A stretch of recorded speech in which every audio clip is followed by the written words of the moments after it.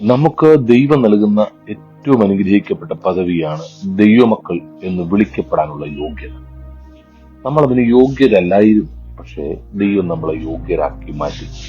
1 യോഹന്നാൻ 3:1 പറയുന്നു, കാൺമീൻ, നാം ദൈവമക്കൾ എന്ന് വിളിക്കപ്പെടുവാൻ പിതാവ് നമുക്ക് എത്ര വലിയ സ്നേഹം നൽകിയിരിക്കും. ലോകത്തിൽ മറ്റാരും തരാത്ത വലിയ സ്നേഹം നൽകിയാണ് ദൈവം നമുക്ക് ആ പദവി തന്നിരിക്കുന്നത്. ദൈവത്തിന്റെ വചനത്തിൽ പറയുന്നു, ദൈവം നമ്മെ തിരഞ്ഞെടുത്തു. എപ്പോഴാണെന്നറിയാമോ? Before the foundation of the world, ലോക സ്ഥാപനത്തിനും മുൻപേ. അതായത് നാം ജനിക്കുന്നതിന് മുമ്പ് ദൈവം നമ്മെ കാണുകയും തിരഞ്ഞെടുക്കുകയും ചെയ്തു എന്നാണ് വചനം നമ്മെ ഓർപ്പിക്കുന്നത്.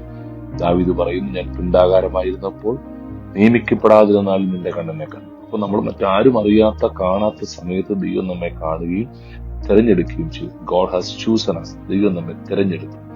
നിങ്ങൾ സാധാരണക്കാരല്ല. ദൈവം നിങ്ങൾക്ക് നൽകുന്ന പദവി ദൈവ മക്കൾ എന്ന് വിളിക്കപ്പെടുവാനുള്ള പദവിയാണ്. അതായത് പുത്രത്വത്തിന്റെ ആത്മാവിനെ ദൈവം തന്നിരിക്കുന്നു. അതുകൊണ്ട് തന്നെ എന്നെ ഒന്നിനും കൊള്ളത്തില്ല, എനിക്ക് കഴിവില്ല, എനിക്ക് ആരുമില്ല എന്ന് പറയരുത്. You are A child of God. നിങ്ങൾ ദൈവത്തിന്റെ മകനാണ്, മകളാണ്. ആ പദവി നാം മനസ്സിലാക്കുകയും അത് അംഗീകരിക്കുകയും ചെയ്യുമ്പോഴാണ് നമ്മുടെ ജീവിതം അനുഗ്രഹിക്കപ്പെടുന്നത്.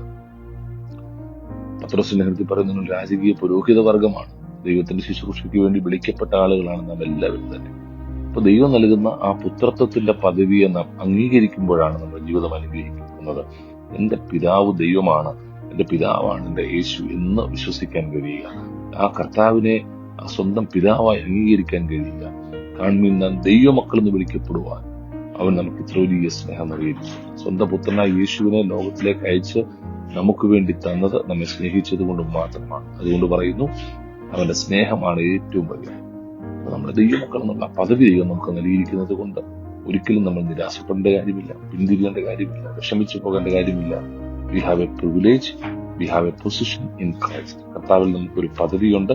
ദൈവം നമ്മെ തിരഞ്ഞെടുത്തിരിക്കുന്നു. God has chosen us. മറ്റാരെക്കാൾ ഉപരിയായി ദൈവം നമ്മെ തിരഞ്ഞെടുത്തിരിക്കുന്നത് കൊണ്ട് നമ്മൾ പറയണം, കർത്താവേ, നിങ്ങൾക്ക് ഞാൻ നന്ദി പറയും. എന്നെ തിരഞ്ഞെടുത്തതിനായി, എനിക്ക് പദവി തന്നതിനായി, എന്നെ ആ ദൈവ മകനായി മകളായി മാറ്റിയതിനായി നന്ദി എന്ന് പറയണം. കർത്താവിന് വേണ്ടി നാം ഹൃദയം കൊടുത്ത് യേശുവിനെ നാം ജീവിക്കാൻ ആരംഭിക്കുമ്പോൾ ദൈവം നൽകുന്ന പദവിയാണ് ദൈവത്തിന്റെ മക്കൾ എന്നുള്ള പദവി. മറ്റാർക്കും ഇല്ലാത്ത ഒരു പദവി. ലോകത്തിൽ ആയിരക്കണക്കിന് പതിനായിരക്കണക്കിന് ആളുകൾ ഉണ്ടെങ്കിലും കർത്താവിനെ അറിയുന്നവർക്ക് ദൈവം നൽകുന്ന പദവിയാണ് ദൈവമകൻ, ദൈവമകൾ എന്നുള്ള പദവി.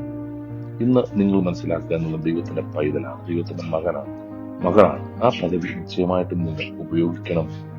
ആ ഒരു പദവി നിങ്ങളുടെ കൂടെ ഉള്ളതുകൊണ്ട്, അല്ലെങ്കിൽ ആ പദവി നിങ്ങൾക്കുള്ളത് കൊണ്ട് നിരാശപ്പെട്ടും ഒറ്റയ്ക്കാണെന്നും ആരുമില്ലെന്നും പറയണ്ട. കർത്താവ് നിങ്ങളുടെ കരം പിടിക്കുന്നു, കർത്താവ് നിങ്ങളുടെ കൂടെയുണ്ട്. ഇതുവരെയും അങ്ങനെ ഒരു ബോധ്യമില്ലെങ്കിൽ യേശുവിനോട് ഹൃദയം കൊടുക്കാനും യേശുവിനെ രക്ഷകനായി സ്വീകരിക്കാനുമുള്ള ഒരു മനസ്സ് നിങ്ങൾ കാണിക്കുമ്പോൾ ആ പുത്രത്വത്തിന്റെ ആത്മാവ് നിങ്ങളിലേക്ക് വ്യാപരിക്കും. നിങ്ങളെ പുത്രൻ എന്ന് പറയുന്ന ഒരു പദവിയിലേക്ക് ദൈവം കൊണ്ടുവരും. പുത്രി എന്നുള്ള പദവിയിലേക്കും അംഗീകാരത്തിലേക്കും ദൈവം കൊണ്ടുവരും. അതുകൊണ്ട് ഇന്ന് നമ്മുടെ ചോദ്യം ഇതാണ്: നിങ്ങൾ ദൈവത്തിന്റെ മകൻ, മകൾ എന്നുള്ള ഒരു വിളിക്ക് അർഹനാണോ? അർഹനല്ലെങ്കിൽ നിങ്ങളുടെ ജീവിതം കർത്താവിനോട് സമർപ്പിക്കാനും ദൈവശബ്ദത്തിനോട് ഏൽപ്പിച്ചു കൊടുക്കാൻ കഴിയുമെങ്കിൽ നിങ്ങളുടെ ജീവിതം അനുഗ്രഹിക്കപ്പെടും. അതിനായിട്ട് സർവശക്തനായ ദൈവം നമ്മെ സഹായിക്കട്ടെ എന്ന് പ്രാർത്ഥിക്കും, ആഗ്രഹിക്കുകയും ചെയ്യുന്നു.